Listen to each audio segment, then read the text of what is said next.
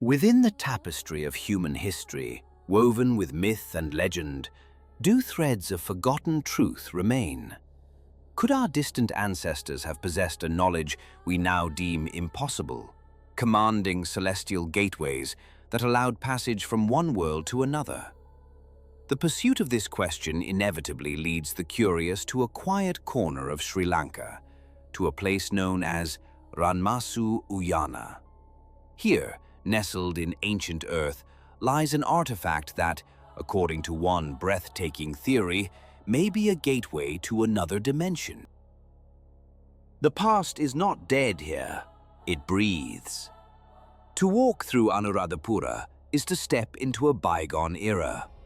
Founded in the 4th century before the Common Era, this sprawling city served as the heart of Sinhalese royal dynasties for over 1,000 years. Its monuments are a testament to that endurance. The sacred Sri Mahabodhi, a fig tree said to have grown from a branch of the very tree under which the Buddha attained enlightenment, stands as a living link to the dawn of a faith. Towering stupas, the quintessential Buddhist structures, dot the landscape, drawing countless pilgrims and visitors from across the globe each year. Yet beyond these celebrated monuments lies an enigma of a different order. Within the 16 hectares of the ancient royal park of Ranmasu Uyana, a cryptic map is etched into the living rock. It is called Sakwala Chakraya, a name that translates from Sinhalese as the cycle of the universe. It is a fitting title for an object long suspected of holding a key to the deepest secrets of the cosmos. How to turn that key, however, remains an unanswered question. What we know for certain is this. The diagram spans a diameter of 1.8 meters, carved directly into a solid rock face, its intricate facade fully visible only from the ground. As if to guide our gaze, 4 seats, hewn from the same stone, are positioned directly the cosmic cycle before them. And here, the historical trail runs cold. We cannot say with certainty who carved this strange diagram or when. The latest research suggests a possible origin in the 7th century, a period when new construction flourished within the park. But in the end, this too is merely a theory, an educated guess whispered across the centuries.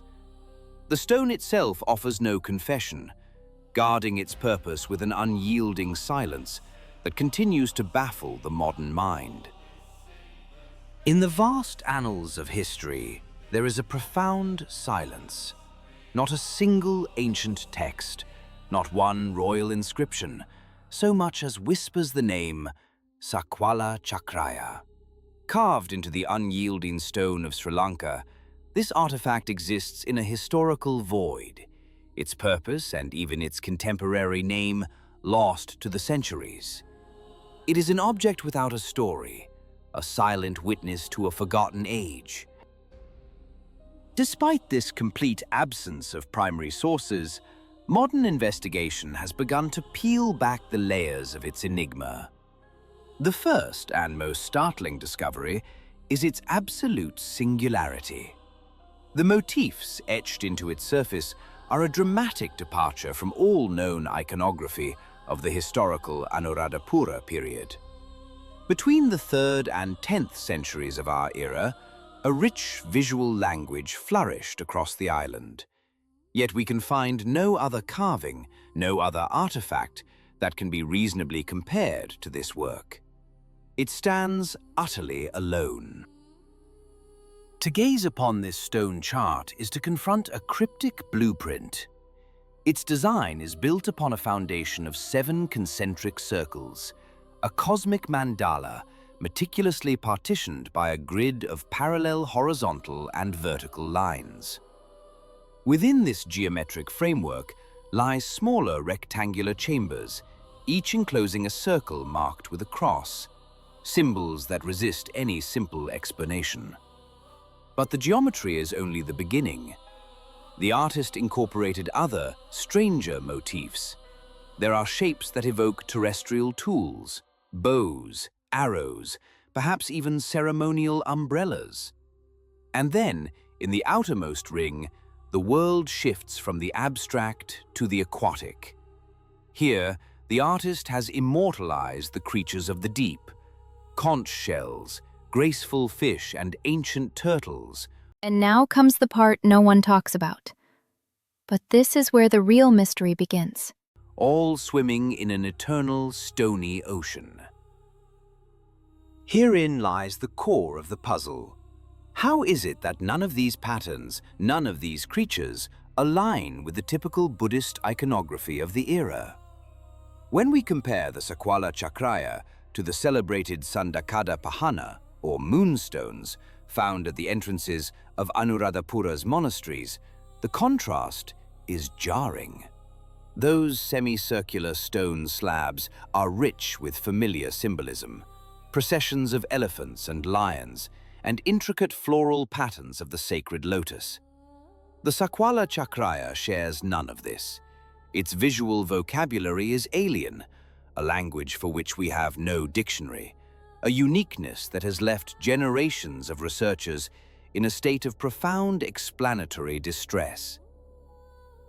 The first scholar to formally recognize the artifact's extraordinary significance was a man of the British Empire, Harry Charles Purvis Bell. As the archaeological commissioner of what was then called Ceylon, Bell was a central figure in the first systematic explorations of the island's ancient past. In the year 1911, he was the first to describe the mysterious stone map, noting immediately that it was one of the most archaic and unusual relics he had ever encountered. Bell theorized that the carving was intrinsically linked to the astronomical cycles and cosmological beliefs held by the Buddhist monasteries of ancient Sri Lanka. He posited that this was no mere decoration, but a cosmological diagram, a schematic of the Buddhist conception of the universe itself. In his interpretation, the rings, the aquatic life, and the abstract symbols were a map of the earth, the surrounding seas, and the vast cosmos beyond. For decades, the world was largely satisfied with Bell's elegant explanation. Before the age of the internet, the Sakwala Chakraya remained an obscure artifact, its story told only in academic circles. But with its rediscovery in the digital age came an explosion of new, more speculative interpretations, far removed from Bell's academic caution. The chart has been reimagined as a map of ancient stargates, a guide for extraterrestrial visitors, a key to a lost technology. Yet these modern myths only serve to deepen the original mystery. The stone remains silent, offering no confirmation, no denial. Bell's cosmological chart remains the most grounded theory, yet it cannot account for every anomalous detail. The object defies simple categorization, a puzzle that grows more complex the closer one looks. Perhaps its true purpose is not to provide an answer, but to preserve the question itself, a permanent echo of a worldview we may never fully recover. For generations it slumbered in obscurity.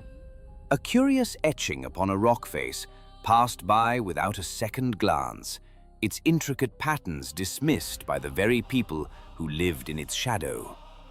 But tides of perception can shift.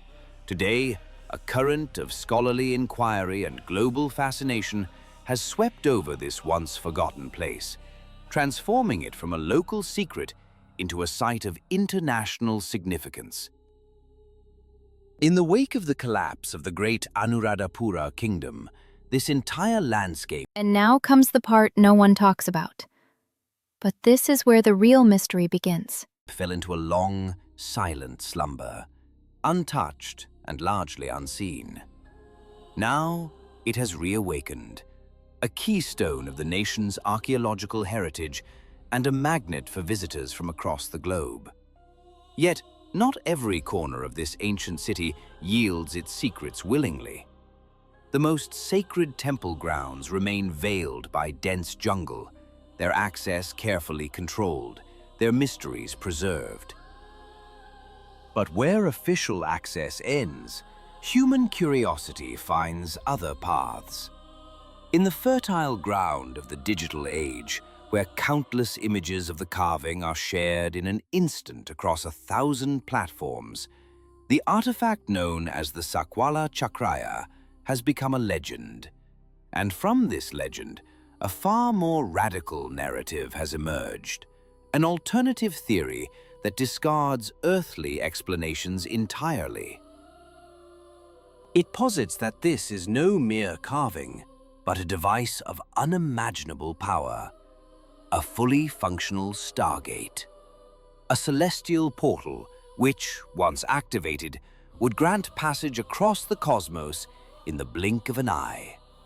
According to this belief, the key is not buried in some distant tomb. It is hidden in plain sight. The carving itself is the code, a cosmic combination lock waiting for the right sequence to be deciphered. The proponents of this idea believe the Sri Lankan builders were not alone. They claim to recognize the distinct symbolic language of the Sakwala Chakraya etched into the stones of Abu Ghurab in Egypt and upon the legendary Gate of the Gods at Aramu Muru in Peru. Curiously, all three ancient sites share a profound connection to a nearby body of water.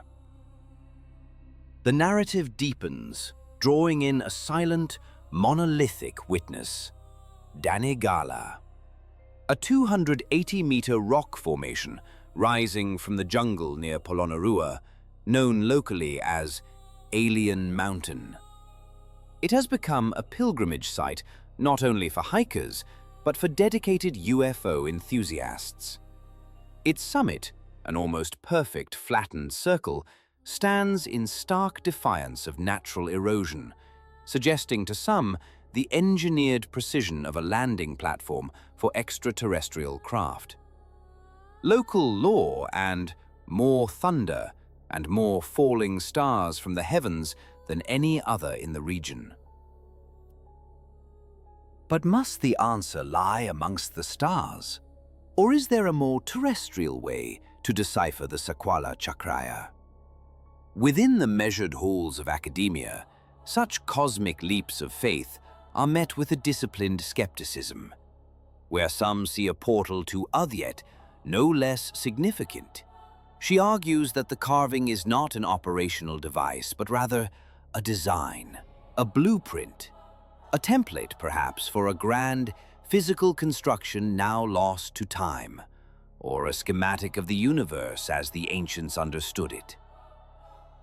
It is a rational, elegant solution, and yet the allure of the unknown persists.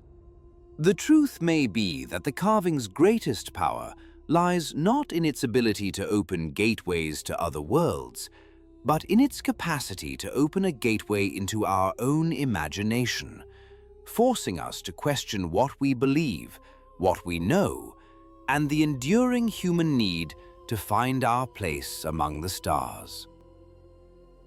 Amidst the sacred ruins of Anuradhapura, a peculiar carving defies simple explanation. For archaeologist Raj Somadeva, popular theories of it being an ancient Stargate hold little weight. He posits a more terrestrial, yet no less fascinating interpretation, that the intricate rock face represents a rudimentary map of the world as it was then known. This hypothesis is not without foundation. The inhabitants of this great city had acquired a sophisticated understanding of astronomy as early as 250 BCE. Numerous ancient... And now comes the part no one talks about. But this is where the real mystery begins. Ancient inscriptions written in the Brahmi script contain detailed references to the stars, reflecting a deep celestial awareness. Yet Somadeva concedes the greatest challenge is a profound silence in the historical record. While the sprawling Ranmasu Uyana Park, the colossal stupas, and countless other features of Anuradhapura are meticulously documented in chronicles, the carving itself is conspicuously absent. This omission is baffling, complicating any attempt to determine its true age or purpose.